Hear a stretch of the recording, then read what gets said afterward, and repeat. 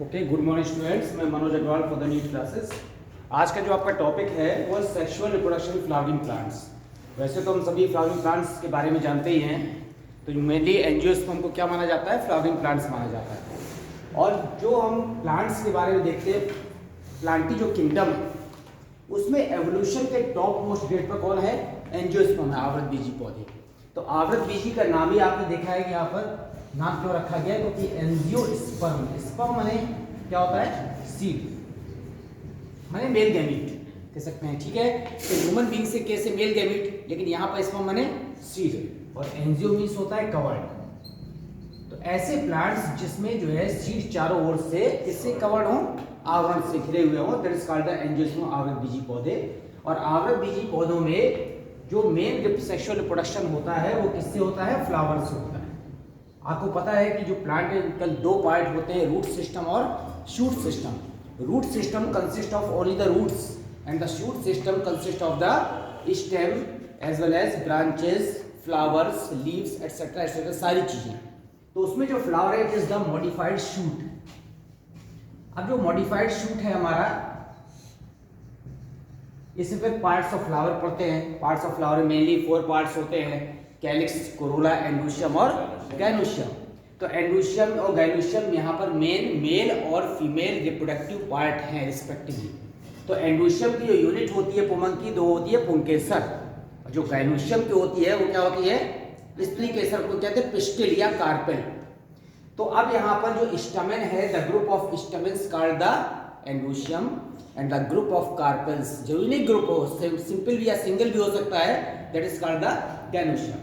तो फिर पुमंग और जायांग में जो पुंकेसर और स्त्री केसर बनते हैं, पुमंग में जो पुंकेसर है, पुंकेसर के टॉप मोस्ट पर परागकोश है, परागकोश में पराग मातृ कोशिकाएं बनती हैं वाया द माइक्रोस्पोरोजेंसिस, और कार्पेल पार्ट में मेगास्पोरोजेंसिस से होते हुए महाबीजाणु मातृ कोशिका क्या बनाती है? मेगास्पोर।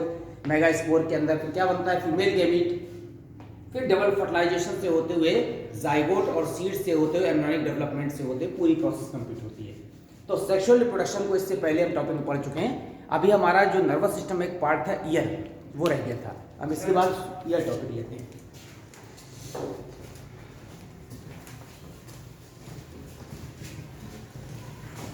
तंत्रिका तंत्र में हमने आपको ब्रेन के बारे में कंप्लीट पढ़ा दिया था। ब्रेन के बाद आई या फोटोरिसेप्टिव ऑर्गन हो गया था, एक पार्ट रह गया था ईयर।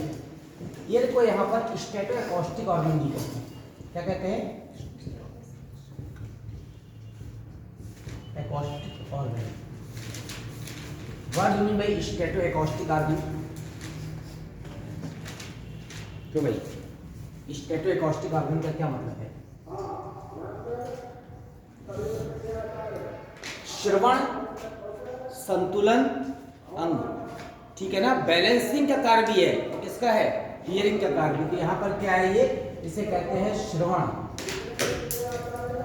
संतुलन अंग। इसका मतलब है हमारे जो कान का कार्य केवल सुनना ही नहीं है, क्या करना है? बैलेंस बनाना भी है।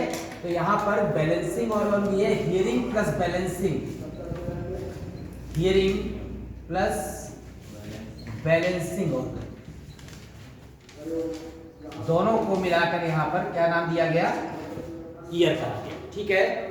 अब ह्यूमन बींग्स में जो ईयर है, सभी बहुत सारे एनिमल्स में ईयर पाया जाता है। बहुत सारे मैं इसलिए कह रहा हूँ कि ईयर में डिफरेंशिएट किया गया है एक्सटर्नल, मिडिल और इंटरनल ईयर में। तो केवल मैमल्स में ही आपको एक्सटर्नल ईयर में ये वाला पार्ट दिखता है, पिन्ना। उसमें डेवलपमेंट में कैरेक्टर्स लिखे होते हैं स्तनधारियों में कि बाह्य कर्ण में कर्ण पल्लव उपस्थित। इसका मतलब है और भी जो एनिमल्स होते हैं, उन कई एनिमल्स में जो डेवलपमेंट के दौरान कि ईयर तो हो गया, लेकिन ये जो बाह्य वाला पार्ट है एक्सटर्नल ईयर का, ये एक्सटर्नल ईयर में भी 3 पार्ट है। तो ये जो सबसे बाहर लटका हुआ पार्ट है, कार्टिलेजिनस पार्ट, इसे कहते हैं पिन्ना। ये केवल किसमें? मैमल्स में। तो हम आते हैं यहाँ पर स्टेटो एकॉस्टिक ऑर्गन में। It is differentiated into the 3 parts: external ear,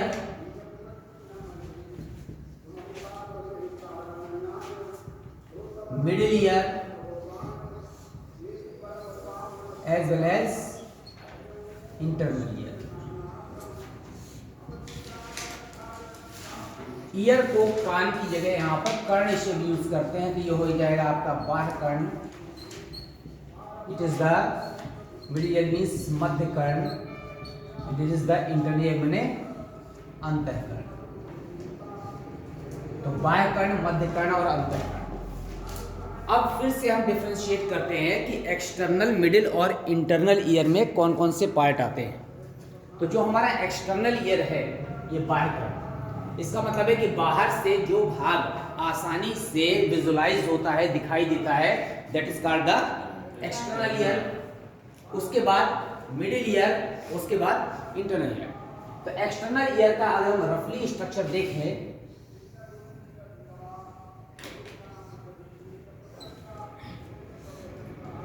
ये जो पार्ट है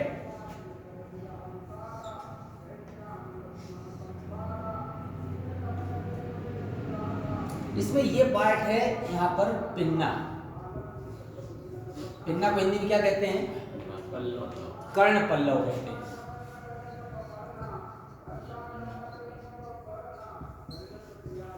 ठीक है।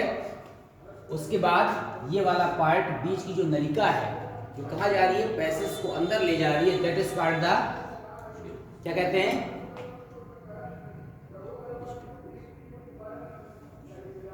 External auditory canal. This is the external auditory canal. बाह्य कर्ण नलिका, बाह्य कर्ण नलिका। ठीक है, यहां तक आ रहा है बोर्ड? हाँ ठीक है। अब ये जो हमारा एक्सटर्नल ऑडिटरी कैनाल है, अंत में जाकर जिस मेम्ब्रेन पर खत्म हो जाती है, झिल्ली पर, दैट इज कॉल्ड द, कौन सी मेम्ब्रेन है? Ear drum. ढोलक देखी है, तबला देखा है, जिस झिल्ली पर बार बार वाइब्रेट करते हैं, कोई चीज स्ट्राइक करते हैं तो वो वाइब्रेशन करती है। उसी तरह से ये कान का पर्दा है, ईयर ड्रम का एक और नाम है, क्या कहते हैं इसको? कान का पर्दा। कर्ण पल्लव, बाह्य कर्ण नलिका और ईयर ड्रम, तीन पार्ट एक्सटर्नल ईयर के अंतर्गत आते हैं, ये पार्ट। ठीक है ना? अब कर्ण पल्लव जो है, ईयर ड्रम हमारा, सॉरी पिन्ना, इसमें जो ऊपर का भाग है ये थोड़ा सा हार्ड होता है और नीचे का पार्ट एकदम सॉफ्ट होता है। तो ये पूरा कार्टिलेज का बना हुआ है, और कार्टिलेजनस पार्ट में ऊपर का पार्ट थोड़ा हार्ड है, नीचे का पार्ट क्या है? सॉफ्ट है। ये जो कर्ण पल्लव है, इसका मेन फंक्शन क्या है? इसका फंक्शन है कि अगल बगल से जो साउंड आ रहा है उस साउंड को कंसंट्रेट करना, और कंसंट्रेट करके कहाँ ले जाना? अंदर पहुंचाना। ठीक है। तो केवल यहाँ पर वाइब्रेशन को या साउंड वेव्स को कंसंट्रेट करके यहाँ तक अंदर भेज देता, बस इतना इसका काम है। जो एक्सटर्नल ऑडिटरी कैनाल है, बाह्य कर्ण नलिका, यहाँ से होकर के साउंड वेव्स या वाइब्रेशन कहाँ जा रहे हैं? अंदर जा रहे हैं। यहाँ पर इस वाली एक्सटर्नल ऑडिटरी कैनाल में विशेष प्रकार की वैक्स ग्लैंड्स होती हैं, मोम ग्रंथियां, और मोम ग्रंथियों का नाम क्या है? It contains the cerumen. तो सेरुमिनस ग्लैंड्स होती हैं यहाँ पर, सेरुमिनस ग्लैंड्स सीक्रेट्स द सेरुमेन।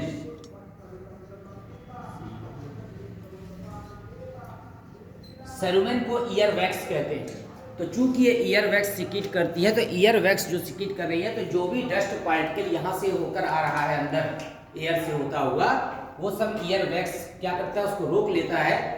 थोड़े बहुत हेयर्स भी होते हैं, लेकिन हेयर्स की मात्रा बहुत ज़्यादा नहीं होती है। मेन होता है यहाँ पर ग्लैंड्स में, ये सेरुमेन सिक्रीट करती है। सेरुमेन हमारी क्या करती है? सारी डस्ट को रोक लेता है, और समय समय पर यही सेरुमेन कहाँ आता रहता है? बाहर आता रहता है। इसको साफ करना आवश्यक होता है। फिर एक्सटर्नल ऑडिटरी कैनाल अंत में जाकर के जिस पर्दे में वाइब्रेट होता है उसे कहते हैं ईयर ड्रम। उसका एक और नाम है, उसको कहते हैं टिम्पैनिक मेम्ब्रेन। क्या कहते हैं? टिम्पैनिक। तो ये जो कान का पर्दा है, यहाँ पर जाकर वाइब्रेशन होता है। अब क्या है कि एंशिएंट टाइम से हमारे यहाँ एक कल्चर है कि हम लोग जो है बच्चों की आंख में, कान में, नाक में, आंख में तो कम, कान में तेल डाल देते हैं। अब आप सोचिए कि आपके जो है तबला है, तबले की मेम्ब्रेन है, उस पर आप रोज तेल डालेंगे तो जो वाइब्रेशन होना चाहिए जितनी स्पीड से, फ्रीक्वेंसी से, वो नहीं होगा। और जो साउंड क्रिएट हो रहा है वो साउंड की स्पीड भी क्या हो जाएगी, स्लो हो जाएगी। तो जो कार में तेल स्टील डालते थे पहले के लोग, उनको नहीं पता था कि अंदर वैक्स ग्लैंड होती है, तो वो डस्ट को रोकने के लिए डालते थे। अब जब तेल डालते हैं रोज ऐसे भरा बहुत सारा, आपको बहुत लोगों ने खत्म कर दिया है कि हम ये डाल देते हैं, तो यहाँ से बहता हुआ कान के पर्दे में जाता है और कान का पर्दा चिकट जाता है। ठीक है, अब उसमें क्या है, डस्ट इकट्ठा होती रहती है, कान का पर्दा गंदा हो जाता है और जो साउंड वेव्स जाती है वो उतनी तेजी से स्ट्राइक नहीं कर पाती जितनी तेजी से उन्हें स्ट्राइक करना चाहिए था। तो जब ये स्ट्राइक की पावर कम हो जाएगी तो आपको धीमे धीमे कम सुनाई देगा, क्योंकि वाइब्रेशन यहाँ से होकर मिडिल ईयर तक स्लो पहुंचेगी। और जब मिडिल ईयर के बाद जो सुनने का जो काम है वो इंटरनल ईयर का है, तो यहाँ से होते हुए वाइब्रेशन जब अंदर कम जाएंगे तो आपको सुनने की जो क्षमता है वो हियरिंग कैपेसिटी क्या हो जाएगी, कम हो जाएगी। इसके अलावा अगर कोई नुकीली चीज यहाँ से जाती है या कोई इंसेक्ट प्रवेश कर जाता है तो वो टिम्पेरिक मेम्ब्रेन या कान का पर्दा उसे रोक लेता है, इससे अंदर नहीं जा सकता। लेकिन अगर वो जो है ज्यादा पॉइंटेड चीज है या कोई इंसेक्ट ऐसा है जो अंदर क्या कर रहा है, कट कर रहा है, तो ये मेम्ब्रेन को फाड़ सकता है। जब कान का पर्दा कहीं कहीं फट जाता है एक्सीडेंट से या किसी नुकीली चीज से, तो उस समय इस पर्दे को फिर से क्या किया जाता है, स्टिच करके सिल दिया जाता है। जब सिल देते हैं तो बहुत ज़्यादा वाइब्रेशन करने की पावर क्या हो जाती है, कम हो जाती है, तो अपने आप हियरिंग कैपेसिटी क्या हो जाती है, कम हो जाती है। तो ये पूरा पार्ट एक्सटर्नल ईयर में था। तो पिन्ना कर्ण पल्लव से लेते हुए बाह्य कर्णनलिका से होते हुए कान के पर्दे तक जाकर के वाइब्रेशन समाप्त हो जाते हैं। इसके बाद वाइब्रेशन को आगे ले जाने का कार्य मिडिल ईयर किसका है, इंटरनल ईयर का। फंक्शन भी आपको पता चल गया कि यहाँ पर क्या होता है, ये साउंड वेव्स को कंसंट्रेट करता है और एक्सटर्नल ऑडिटरी कैनाल उसमें क्या करती है, यहाँ पर सेरुमेन नामक वैक्स डस्ट को रोक लेती है और यहाँ से होते हुए वाइब्रेशन को कान के पर्दे तक पहुँचाती है। अब हम आते हैं किसमें, मिडिल ईयर में। ये वाला जो मिडिल ईयर का पार्ट है, it contains only the 3 bones. यहाँ पर केवल 3 बोन कौन कौन सी होती हैं, मेलियस, इनकस और स्टेपस। आप एक चीज और देखिए, ये वाला जो कान है एक्सटर्नल ईयर का पार्ट, इसके बाद हमारे ये वाली बोन कौन सी थी, टेम्पोरल। टेम्पोरल बोन के अंदर जो कैविटी बन रही है that is called the temporal cavity. वो टेम्पोरल कैविटी के अंदर ही पूरा कान का पार्ट हमारा क्या है, सीमित है और सेफ है। तो यहाँ से मिडिल ईयर में 3 बोन होती है, मेलियस, इनकस और स्टेप्स। तो यहाँ से ये लगी होती है ऐसी मेलियस, ये इनकस और ये स्टेप्स। ये स्टेप्स स्मॉलेस्ट बोन है ऑफ द बॉडी। एक ही ऑब्जेक्टिव क्वेश्चन आपका है, ये वाली पार्ट इनकस है और ये है मेलियस। मेलियस कैसी होती है, ये होती है मेलियस हथौड़े के आकार की, हथौड़े नुमा होती है। इनकस कैसी होती है, इनकस कैसी होती है, ये निहाई लिखा होता है। निहाई का मतलब है आपका जो सोल का, जूते का बेस है, ठीक है ना, शू सोल उसकी तरह की होती है, शू सोल शेप्ड। और जो आपकी स्टेप्स है वो कैसी होती है, ऐसी हुआ करती है। घोड़े में चढ़ने के लिए जो एक वो लगा होता है पैर रखने का, उस पर रख के चढ़ते हैं, उसी के आकार की यू शेप की होती है, that is called the steps.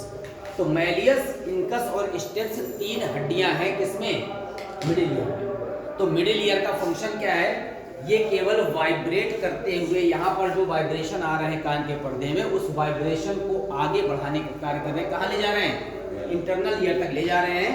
तो ये मिडिल ईयर का फंक्शन हो गया। आकृति पता है मेलियस, इनकस की और स्टेप्स की अलग अलग आकृति की होती है। अब हम यहाँ पर ये वाला पैसेज कहा जा रहा था मिडिल ईयर से होते हुए आगे, इसी के पास एक और पैसेज लगा होता है इस वाले पार्ट, उसे क्या कहते हैं, जो यहां से कहा जाता है, यहां से कहा जाता है, ये जाता है फेरिंक्स वाले पार्ट को आपस में जोड़ता है, that is called the Eustachian tube.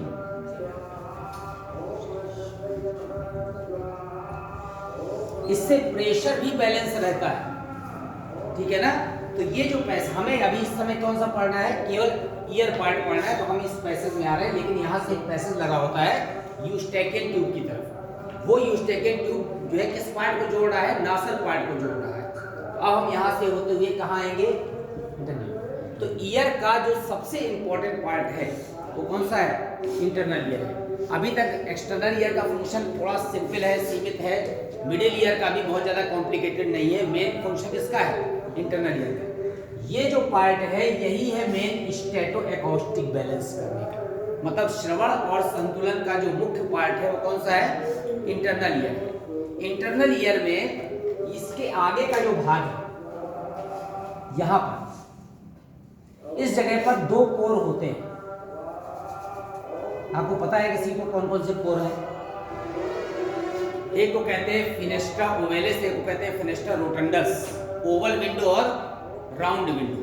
अभी जब कंप्लीट फिगर बनाएंगे तो उसको बताएंगे। अभी हम आते हैं किसमें, इंटरनल ईयर में। तो इंटरनल ईयर के दो पार्ट हैं, कौन कौन से कोई बता सकता है? एक बैलेंसिंग पार्ट है और एक हियरिंग पार्ट है। तो बैलेंसिंग पार्ट को क्या कहते हैं, इसको इरेज कर दें। इंटरनल ईयर में दो पार्ट हैं, एक बैलेंसिंग पार्ट है और एक कौन सा है, हियरिंग पार्ट है। दोनों को क्या कहते हैं? एक को कहते हैं कोष्ठकीय उपकरण, वेस्टिबुलर अपरेटस, और एक को कहते हैं कॉक्लियर अपरेटस। तो जो वेस्टिबुलर अपरेटस है, कोष्ठकीय उपकरण, उसमें 5 भाग हैं। एक है यूट्रिकुलस, एक है सेकुलस और 3 है अर्धवृत्ताकार नलिकाएं। और कॉक्लियर उपकरण में केवल एक कॉक्लियर डक्ट है जिसमें 2.5 क्या होते हैं, क्वाइल्ड या टर्न होते हैं, इसे कहते हैं कॉक्लियर उपकरण। तो इंटरनल ईयर में यहाँ पर इसमें ये दो पार्ट हो गए, कौन कौन से, वेस्टिबुलर अपरेटस और दूसरा है यहाँ पर कौन सा, कॉक्लियर अपरेटस। वेस्टिबुलर उपकरण को हिंदी में कहते हैं कोष्ठकीय उपकरण, और कॉक्लियर अपरेटस तो आपको पता ही है, कॉक्लियर उपकरण कहते हैं। सर ये जो सेरुमिनस ग्लैंड्स सीक्रेट्स सेरुमेन, ये वैक्स सीक्रेट करती है, उसका नाम है सेरुमेन। तो ये सर कहाँ है, मतलब इसके अंदर है, इसके अंदर एक्सटर्नल ऑडिटरी कैनाल के अंदर। या आप ऐसे लिख सकते थे, external auditory canals containing the ceruminous glands. कुल मिला के इसके अंदर है, जो सेरुमेन सीक्रेट कर रही है, ब्लैक कलर का होता है, वैक्सी ग्लैंड्स होती हैं जो डस्ट को क्या कर लेती है, एब्जॉर्ब कर लेती है, आगे ले जाती है। वही सर खूंट होता है क्या? है? वही खूंट होता है क्या? हाँ वही फिगर बना है आपकी बुक में, आपको समझना है।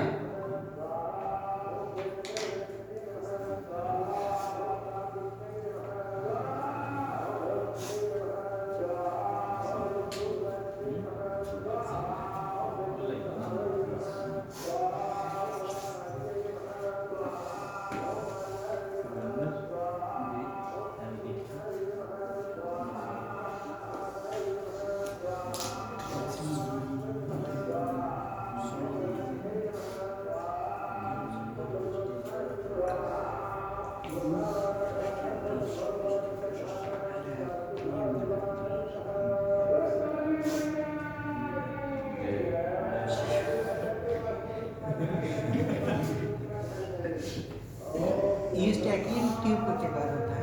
ये ट्यूब यहाँ से फेरिंग्स वाले पार्ट को जोड़ती है नासिल से।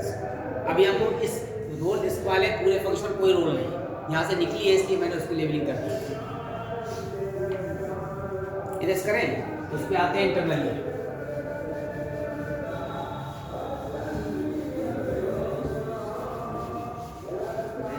इंटरनल ईयर में दो पार्ट थे, वेस्टिबुलर अपरेटस और कॉक्लियर। यहाँ वेस्टिबुलर अपरेटस के हिंदी में कहते हैं कोष्ठकीय उपकरण।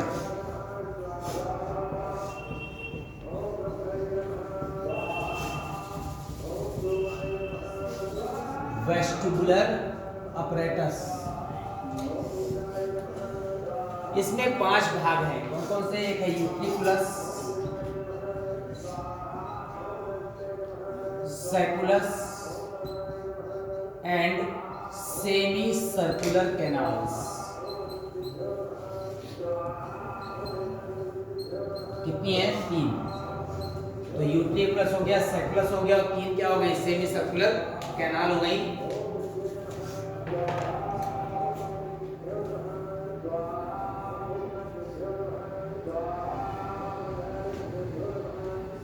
ये पूरा पार्ट जो इंटरनल ईयर का है is also covered by the temporal cavity, और टेम्पोरल कैविटी चारों ओर से किससे घिरी हुई है? टेम्पोरल बोन से घिरी हुई है। अब यहाँ पर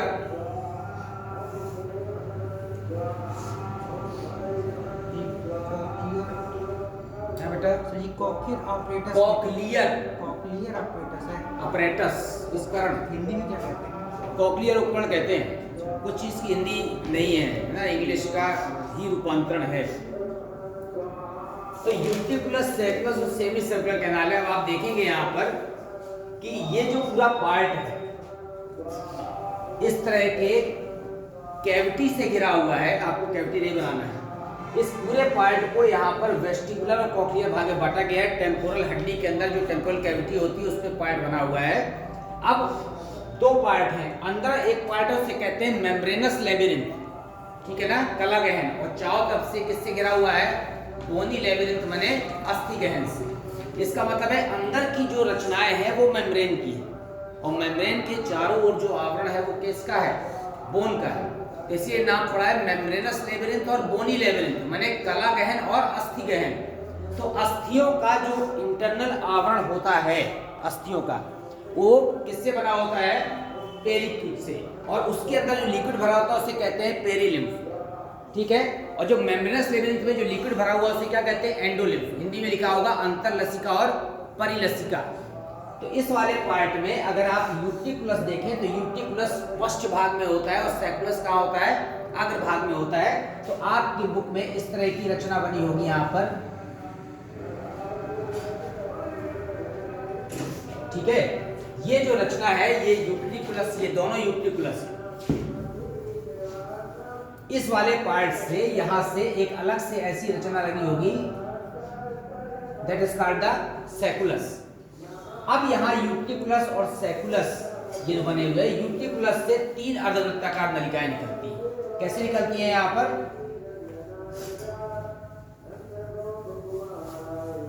इसका दोनों का जो अंतिम छोर है वो कैसा होता है? फूला हुआ होता है। एक ये हो गई। दूसरी देखिए कैसे निकल रही है यहां से,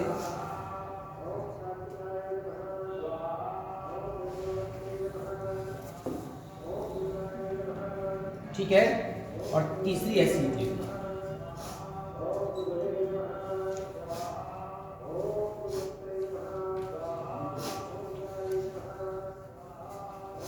ये वाली कहलाती है एंटीरियर सेमी सर्कुलर कैनाल। ये वाली कहलाती है पोस्टीरियर सेमी सर्कुलर कैनाल, और ये कहलाती है ये वाली लेटरल सेमी सर्कुलर कैनाल। 3 रचनाएं निकली हुई है, तीनों सेमी से अर्धवृत्ताकार नलिकाएं हैं। जहां से निकली है वहीं वापस आकर के खुल रही हैं, और जिस रचना से निकली है उसको कहते हैं यहाँ पर यूट्रिकुलस। अब इनके जो नलिकाएं हैं, ये वाली पार्ट है, इसे कहते हैं मेम्ब्रेन। तो ये मिलकर बनाती है मेम्ब्रेनस लेबिरिंथ, और चारों ओर से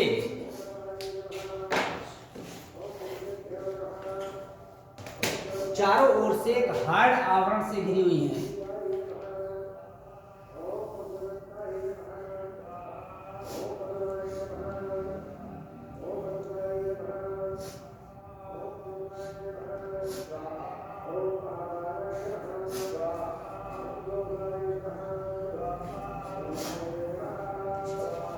देख रहे हैं, ये जो हार्ड आवरण है बाहर का, इसे कहते हैं बोनी लेबिरिंथ। बोनी लेबिरिंथ हिंदी में क्या कहते हैं? अस्थि गहन। और अंदर की जो मेम्ब्रेन है ये वाली पार्ट, इसे कहते हैं यहाँ पर मेम्ब्रेनस लेबिरिंथ। मेम्ब्रेनस का मतलब है क्या कहते हैं हिंदी में? कला गहन। कला गहन का मतलब है किससे बनी हुई है? मेम्ब्रेन से बनी। अब यहाँ पर जो बोनी लेबिरिंथ है, it contains the liquid called the perilymph. इसके अंदर जो लिक्विड भरा होता है उसे क्या कहते हैं? पेरिलिम्फ कहते हैं। और इसके अंदर जो लिक्विड भरा होता है उसे क्या कहते हैं? एंडोलिम्फ कहते हैं। हिंदी में लिखा होगा यहाँ पर कि परिलसिका और अंतर लसिका। तो ये 3 सेमी सर्कुलर कैनाल है। वापस आकर जहां फूल जा रही है उस फूले हुए भाग को क्या कहते हैं? That is called the ampulla. इसके फूले भाग को कहते हैं एम्पुला। ये इसका संवेदी भाग है। किसका? सेमी सर्कुलर कैनाल का। As well as this is the utriculus. Utriculus 2 part में है, ऐसे घुमा हुआ है ऐसा। And this is the sacculus. Uticulus and sacculus both are joined with a duct called the endolymphatic duct। यहाँ पर किस तरह की डक्ट बनी होगी इनके बीच से ऐसी, that is called the endolymphatic duct। अभी हम केवल क्या पढ़ रहे हैं? कोष्ठी उपकरण पढ़ रहे हैं, वेस्टिबुलर apparatus। अब हम आ जाते हैं मेन फंक्शन में। दिस इज द, ये सैकुलस के बाद ये जो नलिका निकली है ये, this is called the reunion tube. This reunion duct attached with the cochlear duct. ये जुड़ी है बाद में कॉक्लियर उपकरण से। अभी हम इस पार्ट में आते हैं कोष्ठी उपकरण में कि चारों तरफ से बोनी लेबिरिंथ है, उसके अंदर मेम्ब्रेनस पार्ट है, मेम्ब्रेनस लेबिरिंथ है, इसके अंदर जो लिक्विड भरा है वो एंडोलिम्फ है, इसके अंदर इसके बीच जो भरा है वो पेरिलिम्फ है। पेरिलिम्फ में सोडियम आयंस की प्रमुखता होती है, Na+ ज्यादा मात्रा में होते हैं, और एंडोलिम्फ में K+ आयन ज्यादा मात्रा में होते हैं। दोनों में डिफरेंस है। दोनों ही यहाँ पर लिक्विड क्या करते हैं? इसको मॉइस्ट करते हैं, प्रेशर मेंटेनेंस में, दाब बनाए रखने में सहायक होते हैं। इसके अलावा यूट्रिकुलस और सैकुलस के जो संवेदी भाग हैं,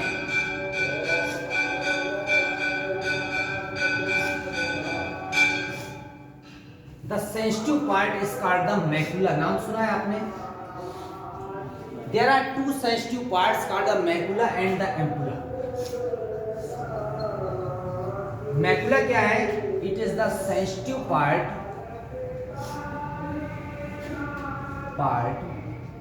of, इसके हैं यूट्रिकुलस एंड सैकुलस। तो यूट्रिकुलस और सैकुलस के जो संवेदनाग्राही भाग हैं, that is called the macula, and ampulla it is the sensitive part. ये न्यूरोसेंसरी होते हैं, sensitive part of semi circular canal. तो जो सेमी सर्कुलर कैनाल है तीनों, उनके जो लास्ट के फूले हुए सिरे हैं, that is called the ampulla. ये इसके संवेदना। अब इनका जो फंक्शन है वो इसी में है, मैकुला और एम्पुला में। ये फंक्शन क्या करते हैं? ये पूरा भाग हमारा बैलेंसिंग का फंक्शन है। तो vestibular apparatus is utilized for the balancing. केवल शरीर को बैलेंस करने का कार्य किसका है? मैकुला और एम्पुला का है। अब इनमें दोनों में डिफरेंस है।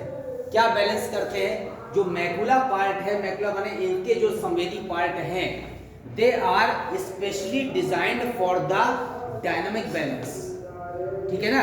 तो क्या है कि जो गतिशील है, गतिशीलता है वो केवल इसी के कारण है, जो एक स्टैटिक बैलेंस और एक इसका डायनामिक बैलेंस। अब आप देखेंगे यहाँ पर कि मैं मैकुला का स्ट्रक्चर बना रहा हूँ। मैकुला का स्ट्रक्चर शो करने के लिए केवल टीएस में छोटा सा पार्ट दिखाते हैं। इसमें 2 न्यूरोसेंसरी पार्ट होता है संवेदनशील, जिसमें 2 तरह की कोशिकाएं होती हैं। कुछ कोशिकाओं को यहाँ पर कहते हैं सपोर्टिंग सेल्स, अवलंबन कोशिकाएं। ठीक है, ये अवलंबन कोशिकाएं हैं। और इसके अलावा यहाँ पर 2 तरह की सेल्स होती हैं, उन सेल्स को कहते हैं यहाँ पर हेयर सेल्स। क्या कहते हैं? Hair cells. ये है type 1 hair cell. This is the type 2 hair cell.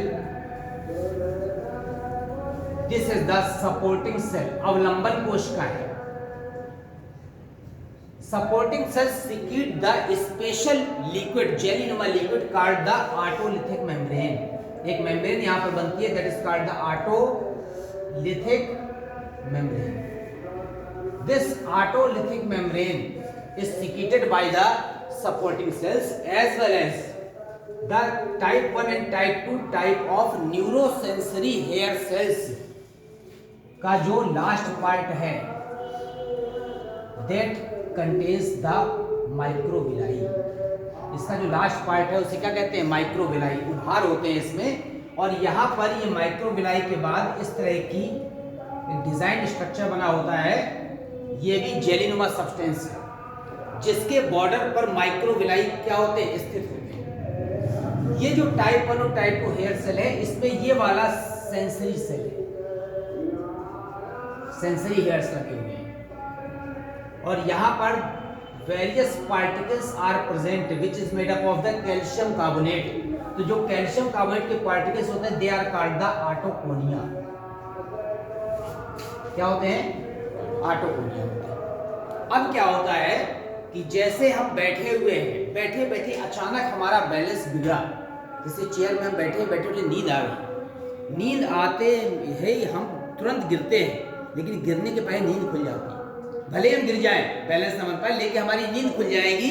तो जो स्टैटिक बैलेंस है उसमें जो ऑटोकोनिया है, जैसे हम बैठे हुए तो ऑटोकोनिया स्थिर है, जैसे ही हमारा बैलेंस बिगड़ा ये ऑटोकोनिया तुरंत हिलते हैं। जब हिलते हैं तो ऑटोलिथिक मेम्ब्रेन को टच करते हैं, प्रभावित करते हैं। यहाँ से माइक्रोविलाई क्या होती है? फ्लक्चुएट होती है, और यहाँ से न्यूरोसेंसरी हेयर सेल से मैसेज जाता है, और यहाँ से कॉक्लियर नर्व से होता हुआ मैसेज कहाँ तक जाता है? ब्रेन तक जाता है। किससे? कॉक्लियर नर्व से। क्यों? क्योंकि अभी यहाँ पर हियरिंग के लिए जो ऑडिटरी नर्व है उसमें नहीं जा रहा, क्योंकि अभी हम बैलेंस बना रहे हैं।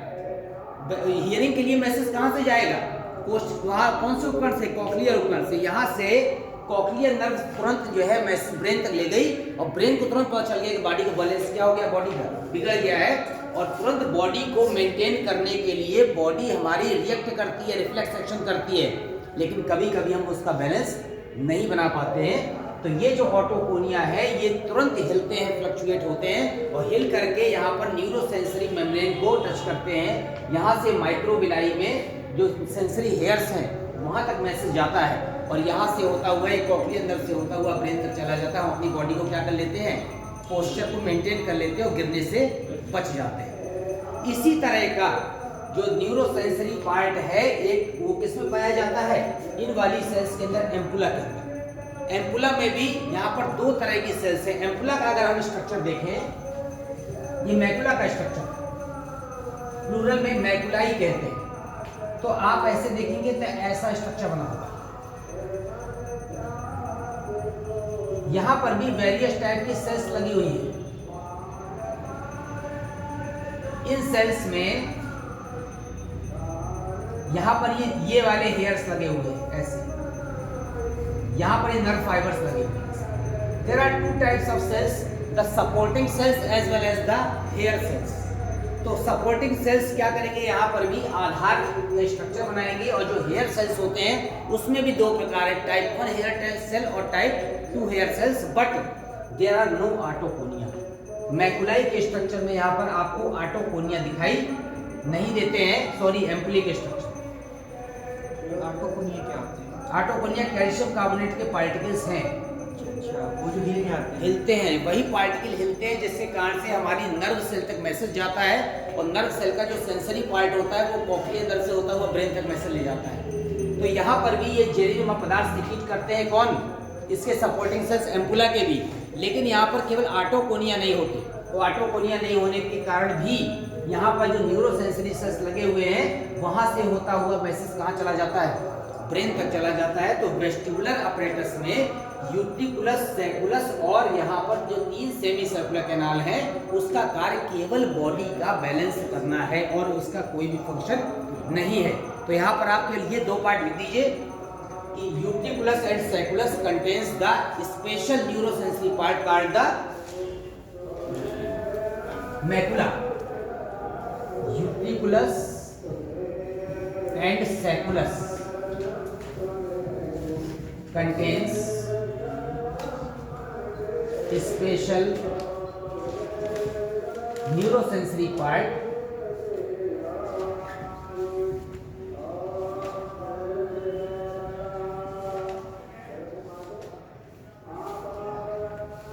known as macula.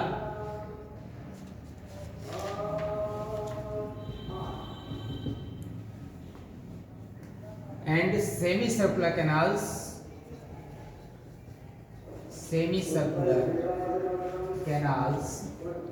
contains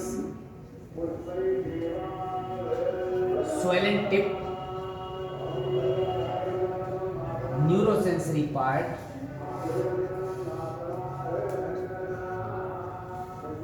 known as ampulla.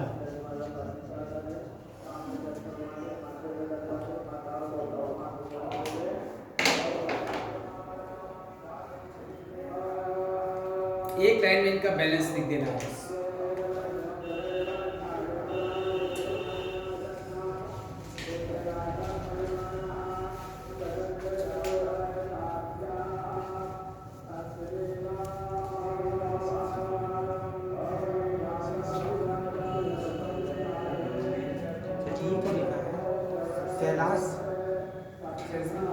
ये नोन एज यार शॉर्ट में लिख दिया है, ऐसा ना करो। कहा था इतने बड़े सेंटेंस लिखते रहोगे, इसकी आदत डाली इसमें लिखने की। Known as macula, known as ampulla. अब जो हमारा मैकुला है, बाद में लिखिएगा फॉर स्टैटिक बैलेंस,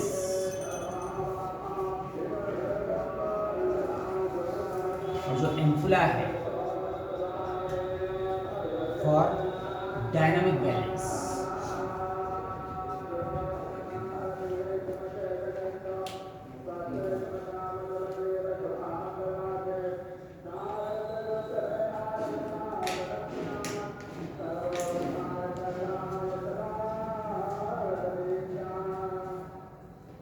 अगर गति करते हुए चलते चलते पैर नीचे केले का छिलका पड़ा, वो डायनामिक बैलेंस बिगड़ा, या डांस करते करते फिसलने लगे हुए, तो उसके लिए एम्पुला रिस्पॉन्सिबल है। और अगर आप बैठे बैठे गिर रहे हैं अचानक जो है स्टेबल कंडीशन में, तो स्टैटिक बैलेंस को अगर जो रिस्पॉन्सिबल है उसको मेंटेन करने के लिए तो मैकुला है। अब कभी कभी पूछ लेते हैं कि स्पेशल मेम्ब्रेन का नाम, तो मैकुला में जो मेम्ब्रेन थी that is called the otolithic membrane, और इसमें कौन सी थी एम्पुला में, that is called the cupula, एक नाम है।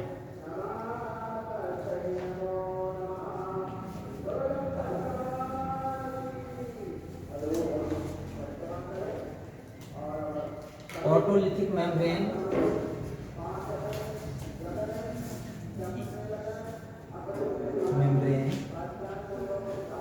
किसमें पाई जाती है, मैकुला। ऑटोकोनिया क्या है, ये कैल्शियम कार्बोनेट के पार्टिकल्स हैं, CaCO3 के पार्टिकल्स। ये भी कहाँ पाए जाते हैं, मैकुला में। जो कोप्यूला नामक मेम्ब्रेन है वो किसमें पाई जाता है, एम्पुला।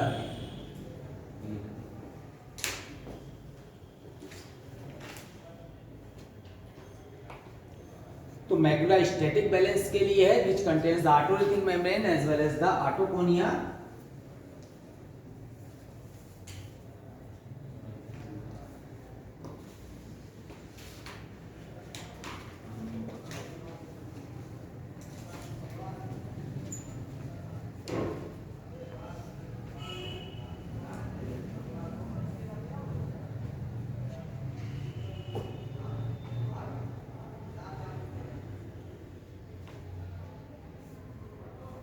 और जो कोप्यूला है membrane that is present into the ampulla, neurosensory part है एम्पुला, स्वॉलन टिप को कहते हैं। और एम्पुला के अंदर जो है जो मेम्ब्रेन बनती है बाय द सपोर्टिंग सेल्स, उसे क्या कहते हैं, कोप्यूला कहते हैं। इसमें ऑटोकोनिया नहीं पाए जाते हैं।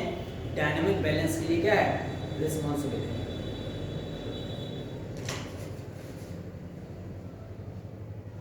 मतलब चलते चलते गिर जाना, चलते गिर नहीं जाना, चलते से बैलेंस बिगड़ जाना। जैसे अचानक चलते चलते पैर के नीचे गिरने का छिलका आ गया तो जो डायनामिक बैलेंस बिगड़ेगा उसके लिए रिस्पॉन्सिबल है। अगर गिर ही गए तो फिर क्या बैलेंस है, ठीक है।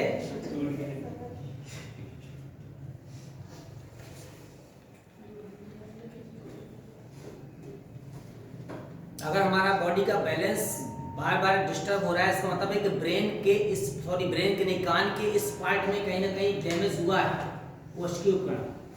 ठीक है। तो कई बार एक्सीडेंट होता है तो लोगों का जो ब्रेन तो ठीक रहता है, मेमोरी भी ठीक रहती है, लेकिन बॉडी डिस्टर्ब रहती है, बैलेंस नहीं बनता है। इसका मतलब है कि वेस्टिबुलर अपरेटस में कहीं ना कहीं चोट लग गई है और हियरिंग कैपेसिटी अगर डिस्टर्ब है, इसका मतलब है कॉक्लियर उपकरण क्या हुआ है, डैमेज हुआ है। ठीक, अब हम आते हैं किसमें, कॉक्लियर अपरेटस। दोनों इंटरनल ईयर के पार्ट थे। कहीं डालिए कॉक्लियर अपरेटस। सर चित्र बनाना, चित्र बनाए किताब में बनाना हो बना लेना, समय लगेगा। ये चित्र किताब में बना हुआ है। लिखिए आप कॉक्लियर अपरेटस, कॉक्लियर उपकरण। इंग्लिश लिखी थी वहां पर COCHLEAR, कॉक्लियर अपरेटस या कॉक्लियर उपकरण।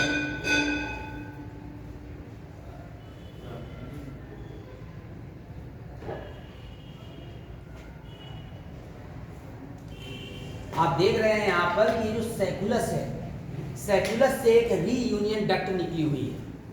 ये रीयूनियन डक्ट एक क्वाइल्ड ट्यूब से जुड़ी होती है, दैट कंटेन द 2.5 टर्न, जिसमें लिखा रहता है अप्रॉक्स 3 टर्न। तो 3 टर्न भी लिख सकते हैं, 2.5 टर्न कह सकते हैं। This is called the cochlear apparatus. और ये जो कॉक्लियर अपरेटस है, ये भी चारों तरफ से ऐसे सपोर्टिंग पार्ट से घिरा रहता है। ठीक है, और रीयूनियन डक्ट से किससे जुड़ा होता है, सैकुलस से जुड़ा होता है। इसका मतलब है कि पूरा पार्ट कनेक्ट है वेस्टिबुलर से। कौन सा, कॉक्लियर पार्ट। ये जो कॉक्लियर अपरेटस की जो टर्न है, ये 2.5, तो ये टर्न इसलिए है ताकि इसके अंदर का जो पार्ट है वो सेफ्टी बढ़ जाए। सेफ्टी के साथ साथ कम स्पेस में ज्यादा जगह या ज्यादा एरिया बनाए रखने के लिए क्या हो जाती है, coiled duct. It is mainly responsible for the hearing. अब अगर हम कॉक्लियर उपकरण में अंदर टीएस देखते हैं, ट्रांसफर सेक्शन इसका,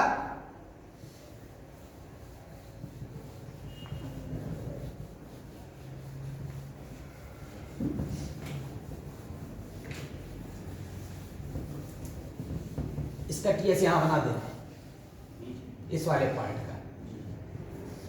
इस वाले का जो स्ट्रक्चर है उसमें आपको 3 चैम्बर दिखाई देते हैं। ठीक है,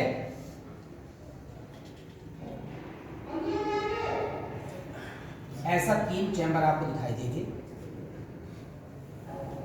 इस तीनों चैम्बर में एक पार्ट ऐसा दिखाई देगा, एक पार्ट ऐसा दिखाई देगा, एक part. This upper chamber is called the scala vestibuli.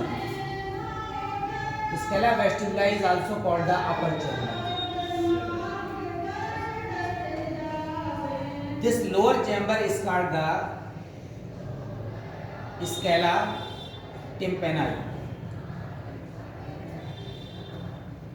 which is also called the lower chamber या ventral chamber लिखा होता है।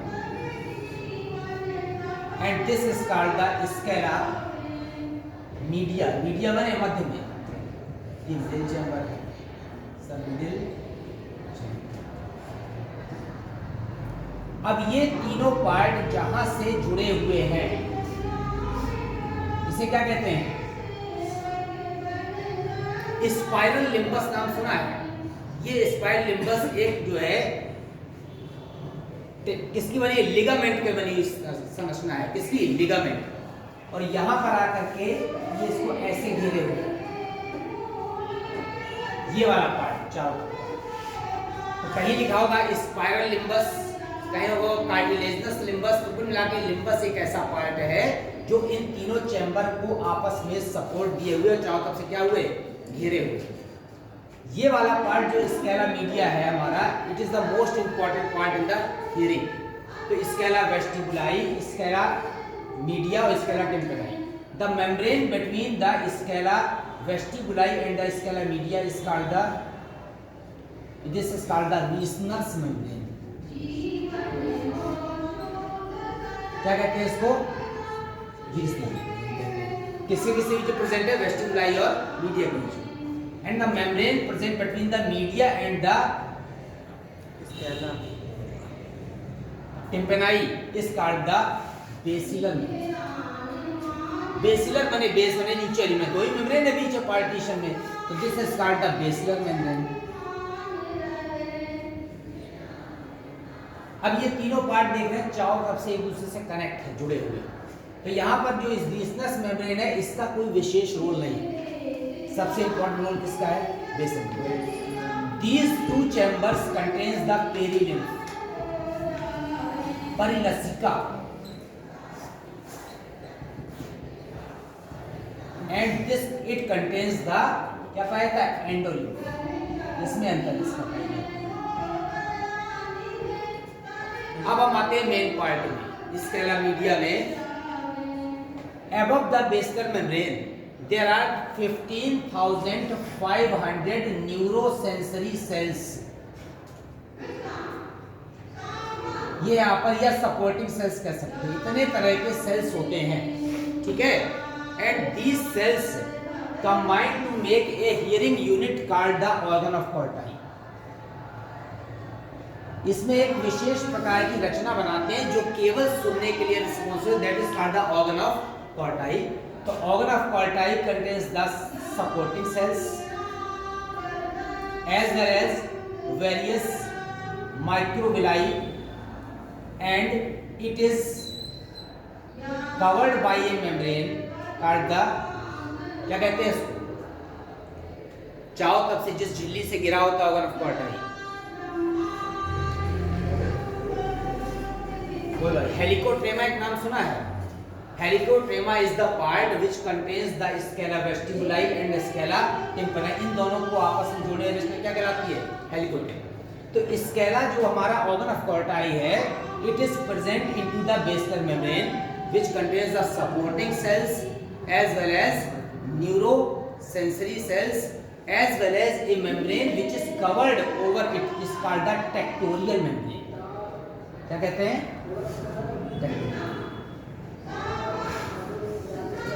जैसे ही वाइब्रेशन होता है, तो ये जो न्यूरोसेंसरी सेल्स हैं, ये जैसे ही हिलते हैं तो टेक्टोरियल मेम्ब्रेन को टच करते हैं, और टेक्टोरियल मेम्ब्रेन को टच करते ही यहाँ से ऑडिटरी नर्व में मैसेज जाता है, ऑडिटरी नर्व से होता हुआ कहाँ चला जाता है? हमारे ब्रेन में चला जाता है, और हियरिंग के लिए रिस्पॉन्सिबल है। अब ये तो एक नॉर्मल स्ट्रक्चर बना हुआ है हियरिंग का, इसका एक जनरल स्ट्रक्चर अगर आप देखें कि कैसे हियरिंग होती है। अब इसमें हम क्या करेंगे? तीनों पार्ट को एक साथ बनाएंगे, एक्सटर्नल को, मिडिल को और इंटरनल को, ठीक है। आप देखिए यहाँ पर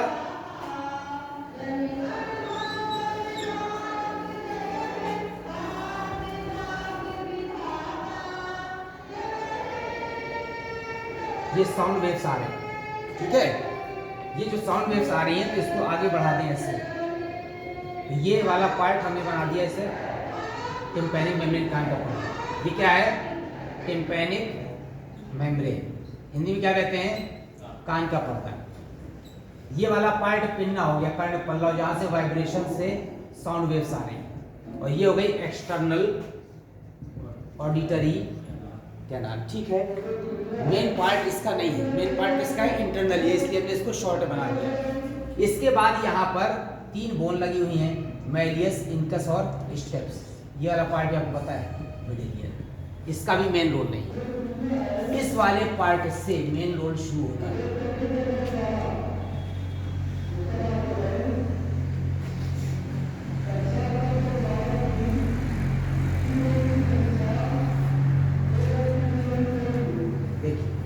This is the internal ear, a diagrammatic representation of the internal ear, which contains the 3 chambers.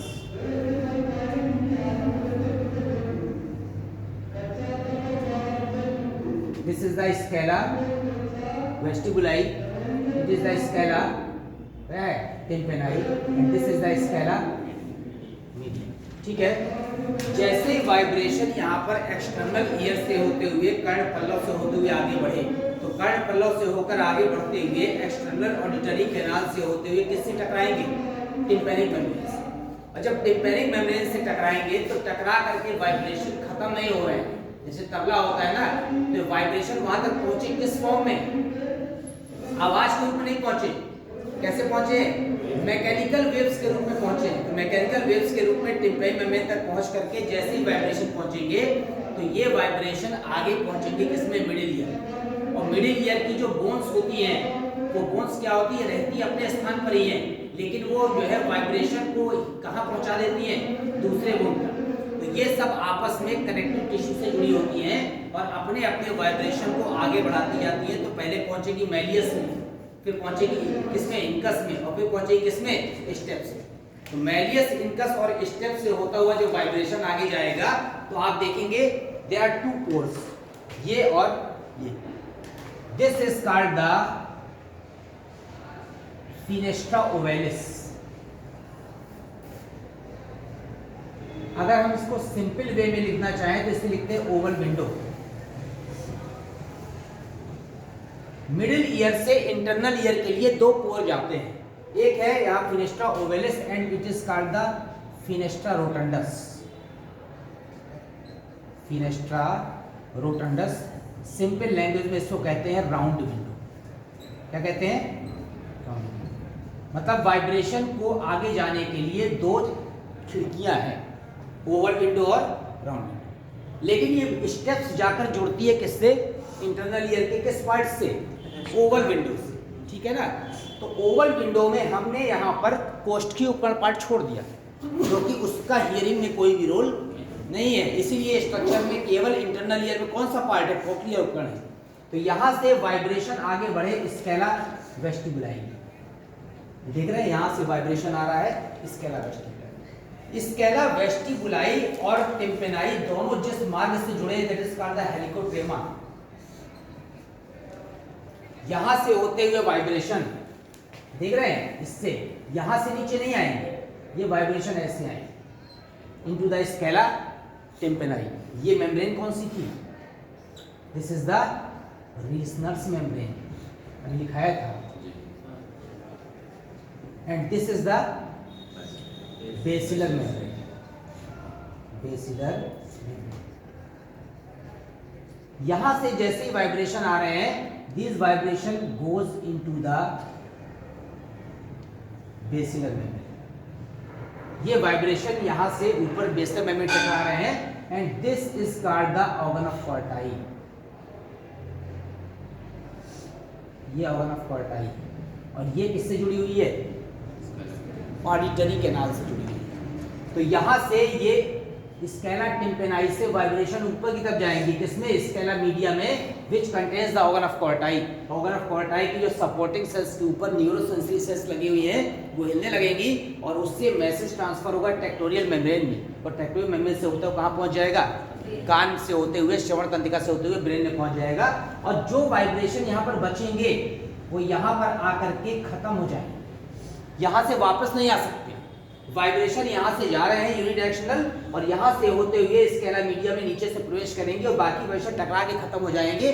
कभी कभी जो बुजुर्ग लोग होते हैं उनका कान घसता रहता है ना, जैसे सी सी करके आवाज़ आती रहती है। अभी हम लोगों को समझ में नहीं आता, हम लोग जब पहुँचेंगे 60-70 में तो ऐसी आवाज़ आएगी, कोई बोलेगा समझ में नहीं आएगा, हर समय कान से आवाज़ आती है। क्यों, क्योंकि जो वाइब्रेशन जा रहे हैं ना, यहाँ से वाइब्रेशन वाली मेम्ब्रेन इसकी डिस्टर्ब हो गई है, तो वाइब्रेशन टकरा के वापस आ जाते हैं, तो अब उनको क्लियर नहीं होती साउंड, क्योंकि यहाँ पर जो फिनेस्ट्रा रोटरी राउंड विंडो है उससे टकरा के वाइब्रेशन खत्म नहीं हो रहे हैं।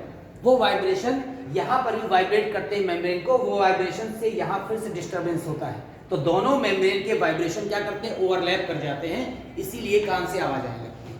तो हमारे यहाँ पर ये आप फिनेस्ट्रा ओवेलिस से होते हुए, स्केला वेस्टिबुलाई से होते हुए, हेलिकोट्रेमा से होते हुए स्केला टिम्पेनाई में आकर, स्केला टिम्पेनाई से स्केला मीडिया में जाकर ऑर्गन ऑफ कॉर्टाई को संवेदित कर देते हैं, और यहाँ से ऑडिटरी कैनाल से, ऑडिटरी नर्व से होते हुए मैसेज कहाँ चला जाता है, ब्रेन तक चला जाता है, और हियरिंग की कैपेसिटी क्या हो जाती है, वो भी जाती है। तो एक्सटर्नल ईयर, मिडिल ईयर और इंटरनल ईयर में cochlear apparatus mainly responsible hearing के लिए। तो ये वाला जो फिगर है ये पूरा डिक्टेट कर रहा है कि किस तरह से हियरिंग पॉसिबल होती है, ठीक। और एक निश्चित रेंज तक की जो ऑडिबल रेंज है हमारी, जितने निश्चित डेसिबल की, वहां तक हमारी टिम्पेनिक मेम्ब्रेन बढ़िया काम करती है। उसके बाद अगर बहुत ज़्यादा तेज वाइब्रेशन होता है तो टिम्पेनिक मेम्ब्रेन बहुत तेजी से हिलती है, वाइब्रेट करती है। जब वाइब्रेशन ज़्यादा होगा तो यहाँ से जो वाइब्रेशन अंदर जाएंगे, तो अंदर जा करके इस ऑर्गन ऑफ कॉर्टाई को डिस्टर्ब कर देंगे, और जब ऑर्गन ऑफ कॉर्टाई डिस्टर्ब हो जाएगा तो यहाँ से श्रवण तंत्रिका से होकर के सूचना आगे नहीं जाएगी,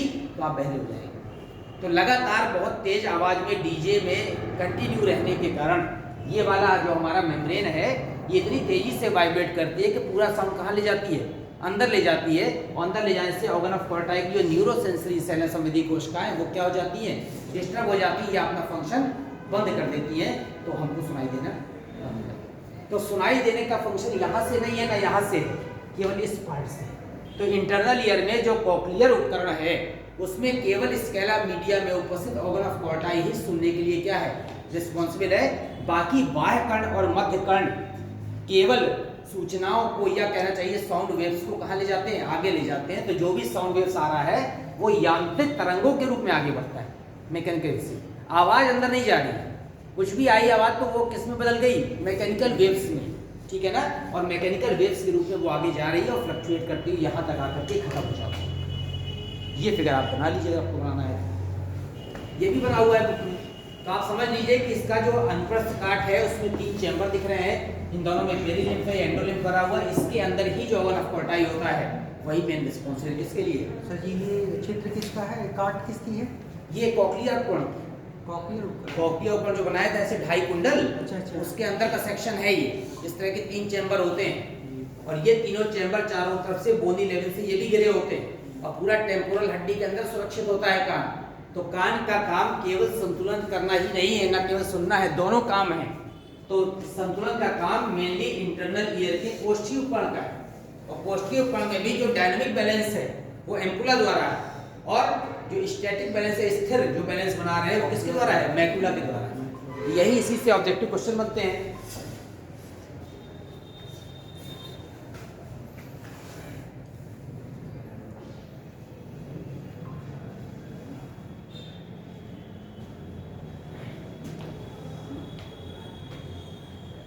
उस दिन टेस्ट कैसा हुआ आपका? वो बढ़िया क्वेश्चन, इस बार बहुत सिंपल दे रहे हैं इस बार। हमने तैयार उसको किसको? Nervous system. हम उसके एक दिन पहले बता गए थे। नहीं बता। आप बता गए थे, इस बार एक सिस्टम लेंगे। हम तो थे ही नहीं टेस्ट में नहीं।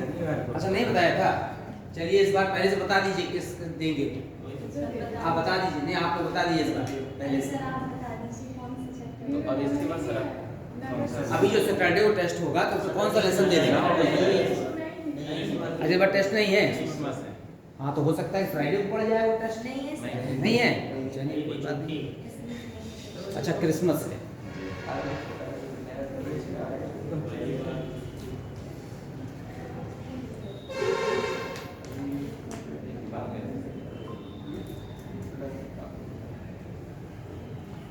अरे हमारी बुक में कान है ही नहीं। बुक के कान थोड़ी होते हैं यार। हमारे बुक में देख रहा भीड़ वाला रास्ता में कान नहीं है, सर्च किया है ही नहीं। नर्वस सिस्टम में देखिए, नर्वस सिस्टम में ही जहाँ ब्रेन दिया हुआ उसके बाद स्टेटोकॉस्टिक और फोटो रिसेप्टर ऑर्गन दिए हो। हो सकता है उसके वीर वाला सोई के ना रहे हो, तंत्रिका तंत्र में जुड़ा होगा ये पार्ट। अलग से कान के चैप्टर नहीं हो। 11th में लेके आए। कई जगह नर्वस सिस्टम 1 नर्वस सिस्टम 2 के पार्ट्स के नाम से दिया हुआ है, उसके अंदर ही दिया हुआ है।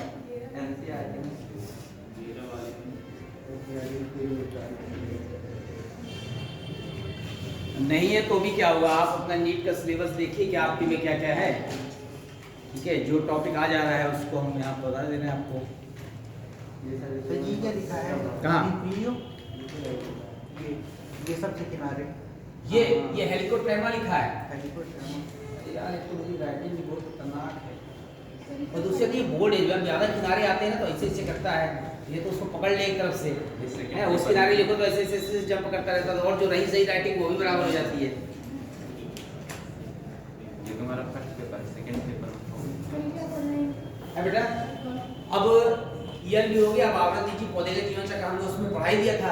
इसके बाद आपके में जो है एनिमल रिप्रोडक्शन तो अलग से उनको मिला हुआ। तो सर आप बताओ क्या चीज जो वो कहेंगे कि जो है रहना ही सही। तो वैसे भी अभी 3 दिन का समय है ना, 3 दिन जो 2 दिन चल पाएगा वो। चलिए 2 दिन पढ़ा देते हैं। अगले हफ्ते भी 7 दिन लगेगा। हाँ हो सकता है, लगेगा। कोई बात नहीं, मेरा ये लास्ट वीक है, ठीक है। तो मैं अभी एनुअल रिपोर्ट पढ़ा देता हूँ, फिर जो अपना आएंगे तो अपना पढ़ाते रहेंगे। दोबारा पढ़ लेना यार। सर जी ठीक लास्ट है? वीक है, हैं? अब ना पढ़ाएंगे क्या आप? देखो साल के लास्ट मिल रहे हैं। अब देखो मेरी ज्वाइनिंग चल रही है, 2-4 दिन आगे बढ़ती जा रही है, लेकिन संभवतः जो है 23 तारीख को है। तो अब जिस दिन हो जाएगी उस दिन से बंद हो जाएगा। जब तक अभी नहीं है तब तक अभी चलता जा रहा है। हम भी सोचा जितनी जल्दी हो जाए, टेंशन फ्री अभी न्यू ईयर मनाए। टेंशन हो रही है जो है, 2-1 दिन रोज डिले हो रहा है। जरा जैसी बात पे तो आजकल स्टे लग जाता है। टेंशन हो रही है, जल्दी से पहले ज्वाइन हो जाए। सर जी आप नहीं भी पढ़ाएंगे क्या? अब यहाँ कहाँ पढ़ाएंगे यार, भगा दिया तुम लोग ने यहाँ से। नहीं हो तो जाएगा ही, लेकिन जब जितना जल्दी जो काम हो जाए उतना अच्छा है। एक से एक पागल लोग चले जाते हैं कोर्ट जो है, जिनका नहीं होता ना वो जरूर जाते हैं। वो ऐसे लोग जाते हैं जो मेरिट में कहीं नहीं होते हैं, वो सबको लटका देते हैं कई साल तक। कोर्ट केस कर देते हैं, कोर्ट की फुर्सत है, आदेश दे देता है, जांच करने का 2-3 साल कुछ होते नहीं है, लोग लटके हैं। नहीं कुछ बेस होता तो समझ में आता है। ऐसे लोग कोर्ट मेरिट दायर करते हैं जो कहीं मेरिट में कहीं होते ही नहीं है। मतलब अगर मेरिट पलट दी जाए तो भी उनका नाम ना आए, वो लोग जाके मेरिट दायर करते हैं। इसी तरह के एक व्यक्ति आया था